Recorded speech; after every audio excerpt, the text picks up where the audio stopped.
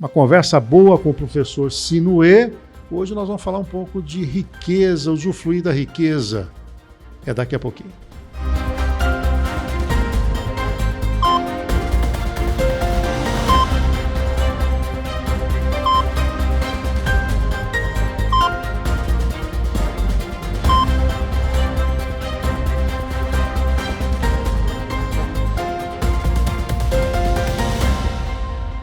Muito bem, estou aqui com o professor Sinuê, né? Falamos já das suas obras.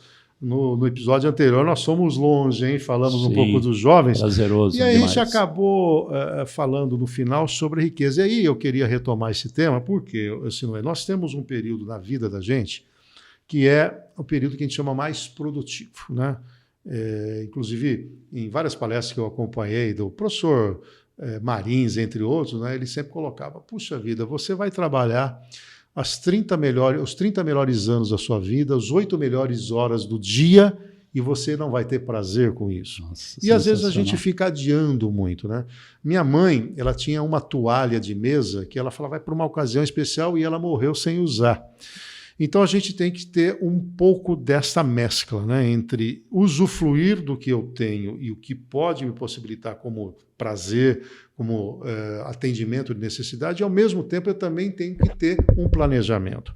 Então, durante uma parte da vida, a gente tem que fazer um planejamento para o que você pretende ter como riqueza e usufruir dessa riqueza na velhice. Eu não sei se você faz esse tipo de planejamento, né? Você está com que idade? Estou com 59 anos. 59. Você já se imaginou com 70? Eu sempre quis ser jovem, né? Achei que seria possível. Lecionar é uma coisa interessante. Você sabe disso, você encontra vários professores numa sala que vira uma diversificação de ideias. Então, fica-se pensando no carro, trocou de carro porque pegou aulas com valor melhor. Onde ele está morando? No condomínio, e professor, hein? Quer dizer, a própria classe se desvaloriza. Parece uma vez que eu fui à Unicamp e antes de uma palestra tinha uma camiseta assim, não me sequestre, sou professor. Aí eu falei para o cara, tem GG? Tem, guarda uma para mim. Eu vou à palestra, até era a palestra do José Paulo Paes, excelente, que você que é de economia, não sei se você conhece um poema dele chamado Ócio. É sensacional, ele põe nego, ócio, negócio, você já deve ter visto. Sim. José Paulo Paes. E aí, na hora que eu entrei na palestra, ele falou, vocês têm que valorizar, vocês têm que se valorizar. Pode ver que tem idiota que vai comprar uma camiseta ali fora e está escrito, não me sequestre, sou professor. Nem você acredita em você. Eu falei, nossa, ainda bem que eu não comprei, né? E aí, o que acontece? Eu até ia te perguntar, por que só se fala em aposentar, Caféu? Eu, quando eu tinha 30 e pouco, achei que eu nunca envelheceria. E me falavam até em dormir 8 horas por dia, porque eu nunca dormi, eu acho. A questão do aposentadoria, ela entrou muito no ar por conta da vida mais longa que na média que nós vamos ter. Quem chegar aos 60 bem, a sobrevida é de mais 20 anos na média. Sim, sim. Né? Nós, se nós vivêssemos na década de 70, nós estaríamos mortos na média, nós dois já. 63, Antes, a aposentadoria era com 52 anos. Então, havia, por parte dos pais, uma grande preocupação em deixar um patrimônio para os filhos. Ele não plantava para ele. É aquela história de que, já que eu vou morrer cedo e o meu filho ainda não está formado, eu preciso deixar alguma coisa. Estou falando de uma parte da sociedade. A partir do momento que nós temos uma expectativa de vida ao nascer maior e uma sobrevida maior, e aí a sobrevida que é mais importante, começou a ter uma discussão de o que eu faço, né? Eu vou parar com 58, com 60? Não. O ensino agora é para a longa vida, né? A própria Dom Cabral que representa tem programas aí para você se requalificar permanentemente. Eu preciso traçando novas metas ao longo do tempo. E o que a aposentadoria traz para a gente? Uma perspectiva de uma manutenção de qualidade de vida. Porque o olhar para o grosso da população brasileira me aposento com salário mínimo e estarei sempre dependendo de alguém para trás. A inversão que teve. Entendi. Então, é aquela história. O que eu faço durante o período mais produtivo para usufruir no período que eu não serei improdutivo, mas eu vou diminuir a minha produtividade ou a minha produção. Mas você não acha que houve uma antítese, uma ideia contrária?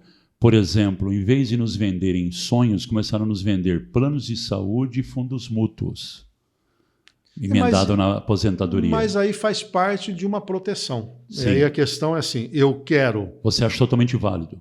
Quando eu vou... Se eu me adoecer, eu vou querer usar um dinheiro grande naquele momento, então eu guardo e estou disposto a pagar 30, 40... Mas teve gente que ficou internada na Covid particular, gastou 200 mil reais. Sim, conheço casos. Tá? Então eu vou... Curativo todo dia de 500 reais. Isso. Eu vou, então, num momento em que eu precisar da saúde, eu vou para o setor público, eu confio nele e serei bem atendido ou eu quero ter um tratamento diferente ou diferenciado.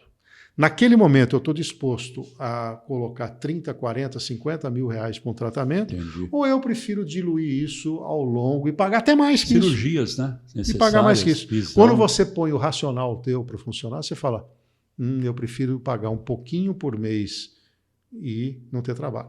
Os mais antigos sobre a questão da morte não querem dar trabalho. Então, eles fazem os planos, pagam muito mais e falam, olha, quando eu morrer, eu não quero nem dar trabalho. Porque hoje, para enterrar alguém, você vai gastar 5 mil, 6 mil, 7 mil.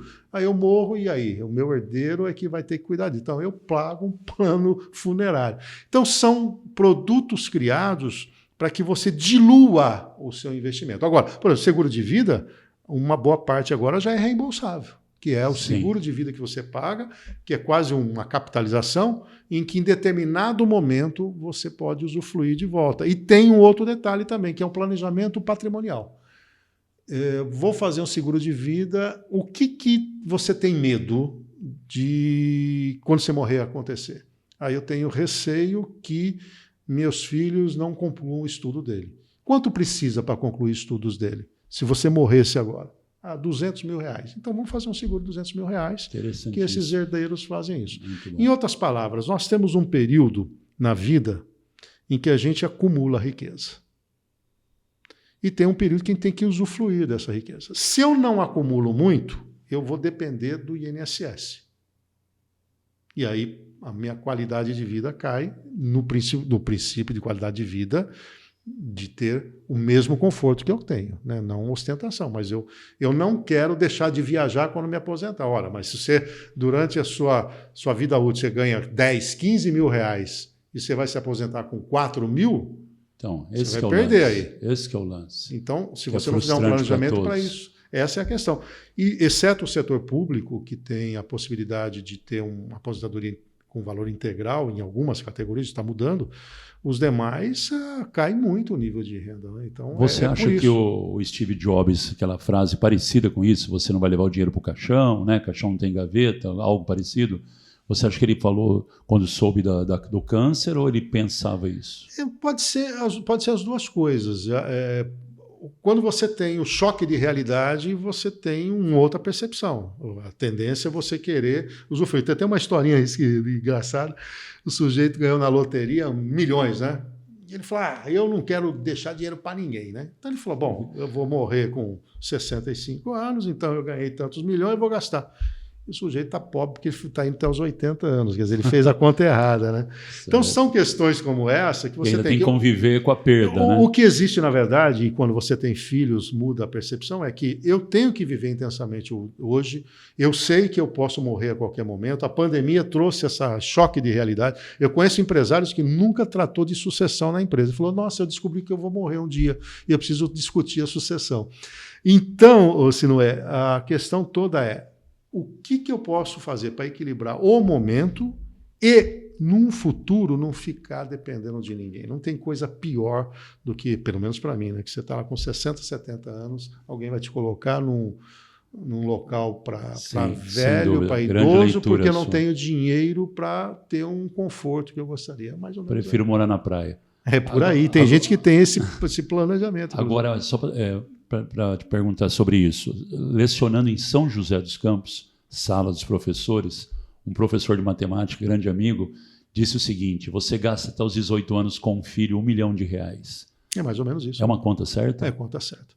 E depende muito. Vou pegar o meu caso, que eu tive tenho uma filha que fez o curso de medicina.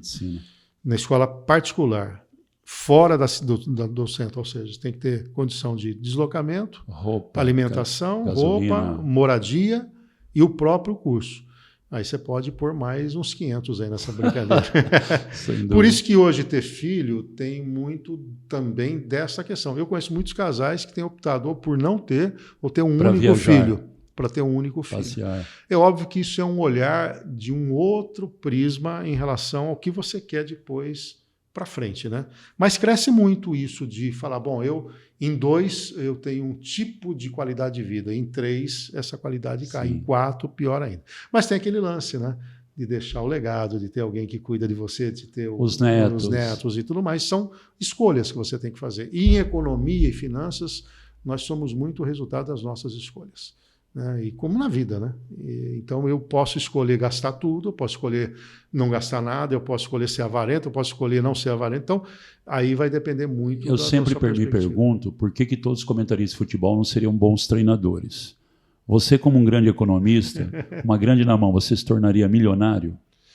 Eu saberia alocar adequadamente. O que eu mudei com o passar do tempo, e eu tive até uma falta dentro, né, fiquei viúvo, é a mudança da perspectiva. Né? Então, de você só ficar pensando lá na frente, lá na frente, lá na frente, lá na frente, e não usufruir muito. Uma fase da vida é isso. Hoje eu consigo ter uma mescla. Né? Eu sou um taurino hoje modificado. Interessante. Que eu gosto do acúmulo, eu gosto do conforto, tem essa questão tomar um bom vinho. Porém, eu também sei que se eu não guardar algum recurso para o futuro, eu posso ter algum tipo de problema. Mas no último episódio dessa nossa conversa, a gente vai falar dos termos em economia e os termos gramaticais. Vamos tentar traçar essa correlação. Conversa muito agradável aqui com o professor Sinoe. Eu te encontro no próximo.